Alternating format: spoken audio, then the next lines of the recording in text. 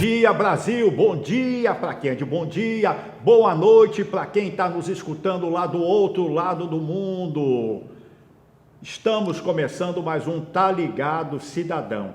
E a gente quer agradecer ao Sindicato dos Médicos de Pernambuco pela gentileza em nos atender com o médico nefrologista, doutor Fernando Cabral, que está aqui conosco, e vamos conversar um pouquinho, não é isso mesmo, doutor Fernando? Bom dia. Bom dia a todos. Exatamente, nós fazemos a parte de nefrologia pediátrica.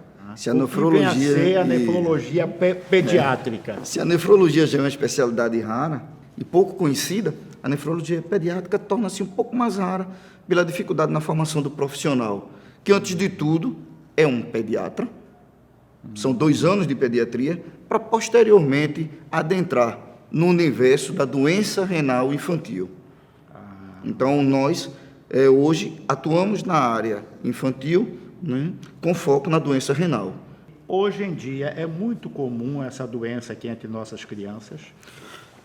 É importante, e a gente sempre agradece a oportunidade de estar conversando com vocês da imprensa, porque nós temos na infância a presença de infecção do trato urinário, que é uma coisa comum. É a infecção bacteriana, a segunda infecção bacteriana mais comum na infância, é a infecção do trato urinário, que sempre remonta, que sempre necessita de pesquisas, né? O porquê que se está tendo infecção urinária. Não se tem infecção urinária como se tem uma gripe, por exemplo. Geralmente, existem fatores que justificam a existência da infecção urinária. Então, na primeira infância, a gente tem as malformações do trato urinário, que podem vir a desencadear isso. É importante que o pediatra, em geral, sempre mantenha contato conosco, para que a gente possa, quanto mais cedo intervir, minorar os danos das consequências da infecção urinária. Passada a primeira infância, vão ver outras doenças do trato urinário que podem desencadear com repercussões. Já nessa segunda infância, qual seria as mais comuns entre nossas crianças? Muito pertinente a pergunta. Vão ver as glomerulopatias, doenças específicas, algumas vezes até autoimunes, né, que surgem e passam a ser também objeto de estudo nosso, né? Fundamental explicar que hoje, com o avançar da nossa sociedade e o avançar de alguns meios alimentícios, as crianças vêm apresentando erros dietéticos absurdos. Então, hoje a gente já encontra, né? Temos hoje dias no consultório apenas de crianças com hipertensão, crianças com diabetes, isso já está crianças com cálculo renal. Meu Deus! Isso.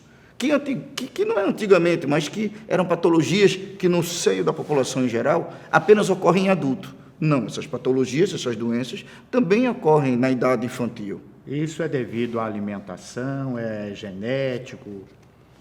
Existem fatores genéticos, como, por exemplo, o diabetes tipo 1, não vai ser decorrente, o diabetes infantil juvenil não é decorrente de erro alimentar. Mas a gente sabe hoje, no quesito alimentar, que é importante dizer, o quanto a gente vem fazendo substituições de alimentos naturais. Por exemplo, as crianças não tomam mais o suco da fruta, tomam um suco artificial. Isso é um equívoco, isso é um erro. As crianças já não comem folha, legumes, verduras, né? Você hoje é raro uma criança tomar sopa, comer inhame, macaxeira, banana comprida, comer milho. A gente tem milho aqui em toda a época do ano. É verdade. Portanto, o erro alimentar hoje está presente no cotidiano das casas. E as crianças, obviamente, hoje vêm comendo uma salsichinha, vêm comendo um hambúrguer, vêm comendo um presunto, ao invés de estar... Então, isso é uma coisa que a gente chama a atenção. E na nossa especialidade, é fundamental que o seio da família tenha essa percepção. Quantitativo de água que se bebe. Quem nunca escutou que um adulto tem que tomar, em média, 2 litros de água por dia? Nós vivemos num país, aqui no Nordeste brasileiro, não existe inverno, verão, existe época que chove mais e época que chove menos. Então, nós, normalmente, necessitamos de uma ingesta hídrica que gira em torno de 2 litros de água. Uma criança, a depender do seu tamanho e seu peso, vai ficar com a ingesta hídrica em torno de 1,5 litro. E aí a gente faz a pergunta aos pais e mães, será que essa criança realmente está tomando 1,5 litro de água por dia? Estamos falando de líquido por dia. E quando isso acontece, dela não tomar esse 1,5 litro de água diariamente, quais são as consequências que podem advir? Infecção do trato urinário pode surgir, né? As constipações intestinais, o intestino que não funciona bem. Quantas das famílias aqui dizem, mas rapaz, o intestino do meu menino não funciona bem? O funcionamento intestinal vai estar vinculado à ingesta hídrica e ingesta de fibras. Onde é que nós vamos encontrar as fibras? Em frutas, em verduras, em cereais. Nem todas as frutas, é óbvio, mas quais são aquelas que nos ajudam, que têm fibra? Laranja, mamão, ameixa, manga. Nós temos aqui uma variedade tão grande de manga, né? Fruta tão saborosa. É, muito boa. Né? Tão saborosa. Então, assim, esses componentes alimentares vêm sendo substituídos ao longo do tempo e vêm trazendo repercussão ao longo do tempo. Para nós que fazemos essa especialidade, é extremamente salutar poder estar aqui com vocês conversando um pouquinho, considerando a quantidade de pessoas que vocês atingem, a audiência que vocês atingem, para que a gente possa contribuir nesse breve encontro aqui. Há alguns sintomas na fase inicial, já na fase mediana, de alguma dessas doenças que o senhor citou? Muito importante essa pergunta. Algumas delas vão dar sintomas, sim. Alguns sintomas urinários próprios. Urina espumosa, urina com a cor diferente, urina com cheiro diferente. Algumas vezes o povo vai chamar de inchaço no corpo, inchaço nas pernas, na pálpebra dos olhos. Algumas vezes alteração da pressão arterial. Não só se vê pressão arterial em adulto. A pressão arterial em criança deve ser aferida rotineiramente. Isso há quanto tempo? Uma semana, uma vez por semana seria? Consulta com um pediatra, aferir a pressão arterial.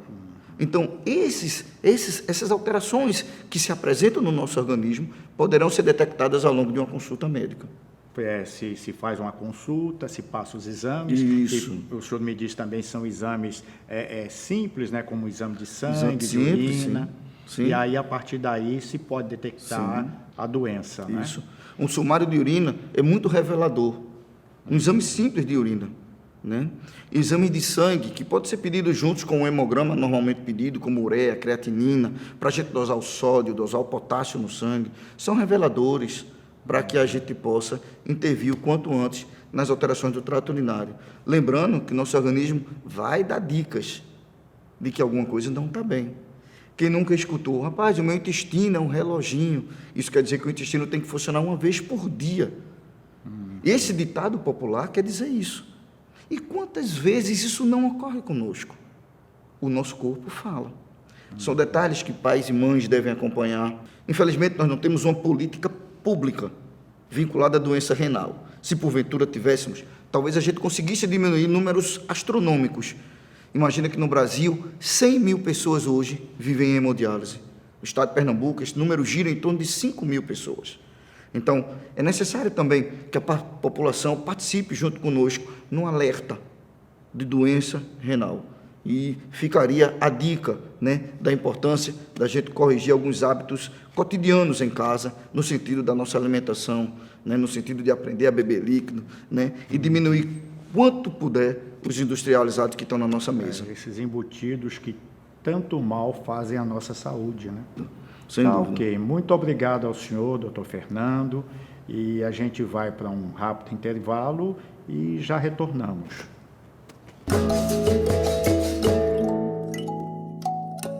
Vocês sabem que eu dou valor a tudo que é de Pernambuco. Outro dia estava com vontade de comer um bolo. Entrei no supermercado, vi essa caixa linda, comprei esse bolo de rolo tradição, meus amigos. Quando eu cheguei em casa que abri e provei, eu adorei, minha mulher adorou, todo mundo gostou. Bolo de rolo tradição, o melhor que eu já comi na minha vida. Experimente também, você vai gostar. Bom dia, eu sou Edjane Quirino, esteticista. Recentemente, fizemos um curso na Alemanha, trazendo da cidade de Hannover tecnologias inovadoras da criolipólise. Como aqui em Recife já sou pioneira de 10 mil procedimentos realizados com toda a segurança, então convido vocês para conhecer o meu trabalho no Empresarial Albert Einstein, na Ilha do Leite. Acompanhe também na fanpage Edjane Quirino Estética e Bem-Estar. Vocês podem também me procurar no Facebook. Estarei à disposição para qualquer esclarecimento. Muito obrigada, tenha um bom dia. Professor, O Simpere é o sindicato que representa a todos os professores e professoras da Rede Municipal Pública de Ensino do Recife. O Simpere está sempre junto a você na sua luta e na luta pelos seus direitos. Participe de nossas assembleias, de nossos seminários, venha conversar conosco. Simpere, filiado à CSP com lutas. Simpere, resistência e luta.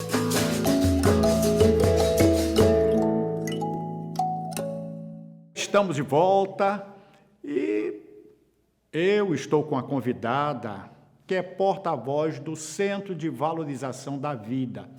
O Centro de Valorização da Vida existe há mais de 50 anos. E quem vai falar conosco um pouquinho sobre o que é o Centro de Valorização da Vida é a Karina. Bom dia, Karina. Bom dia, Ivan. É o seguinte, o CVV, o Centro de Valorização da Vida, existe há 56 anos no Brasil.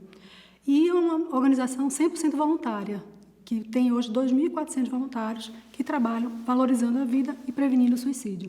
O Setembro Amarelo é um mês de prevenção e de chamada para a realidade do suicídio, né? É verdade. Esse Setembro Amarelo foi criado na Organização Mundial da Saúde e aqui no Brasil é capitaneado pelo Conselho Federal de Medicina, as associações locais de psiquiatria e pelo Centro de Valorização da Vida. É possível prevenir? É possível sim.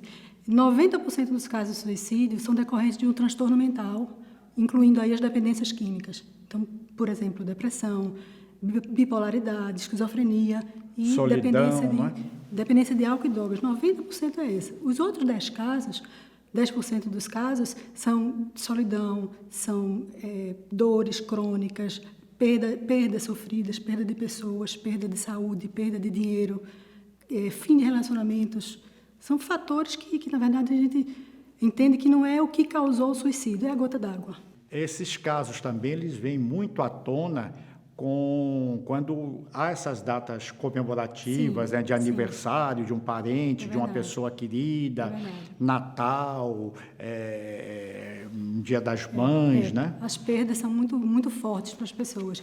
E quando tem uma perda por suicídio, parece que o luto é ainda pior. Então, por exemplo, você tem um suicídio na família, aquela dor, ela demora mais ainda a passar. E as pessoas que conviveram, entre 6 a 10 pessoas que estão no entorno dessas pessoas que se suicidaram, elas passam, esse luto é muito acentuado e elas passam a ser fator de risco para que elas também se suicidem. A maior faixa etária de suicídio continua sendo os acima de 70, mas a gente vê que está aumentando cada vez mais entre os jovens e alcançando crianças, que antigamente não se alcançava crianças. Hoje em dia, por conta desses fatores que você falou, está se alcançando crianças também. Isso é muito preocupante. Onde os pais devem tomar muito cuidado e estarem sempre vigiando as crianças com celular, com os aparelhos aí na internet, né? Sempre controlando, sempre vendo o que é e dialogando com o filho, né? Agora, o Brasil hoje, nós temos um número muito acentuado em relação a outros países de pessoas que cometem um suicídio. E Pernambuco também, né, nós temos um número muito grande, não, Karina? O Brasil, em números absolutos, ele é o 8º no mundo. Então, é uma coisa que chama atenção, né? O 8º país maior número de suicídios. As pessoas que queiram procurar o CVV, que queiram conversar com o CVV durante a madrugada, vocês funcionam 24 horas, né? Sim, 24 horas. De que forma? Inclusive, vocês têm atendimento também pela internet, né? Sim. Como é que funciona? Nós temos assim, o atendimento telefônico é pelo número 188. É o único agora, exclusivo. É o único agora em todo o Brasil. E ele você pode ligar de celular, de orelhão, de telefone fixo, é gratuito, a ligação é gratuita. Diferente do anterior nosso, que a ligação era paga. Nosso serviço sempre foi gratuito, mas a ligação era paga. Então, com o 188 a gente conseguiu tirar esse custo da pessoa que precisa. Então, está acessível realmente a cada pessoa. E para quem quiser ser atendido via chat, via internet, acessar o site www.cvv.org.br. E a pessoa que queira participar de uma palestra dessa, liga para 188? Pode entrar em contato por e-mail, é melhor, recife@cvv.org.br. Recife@cvv.org.br. Ok, tá ótimo, Karina, lhe agradeço E as pessoas aí devem procurar, mesmo que não necessitem. Inclusive o CVV trabalha com voluntários. Tem desde o simples trabalhador até o graduado, todas essas pessoas fazem parte aí desse círculo de voluntários do Centro de Valorização da Vida.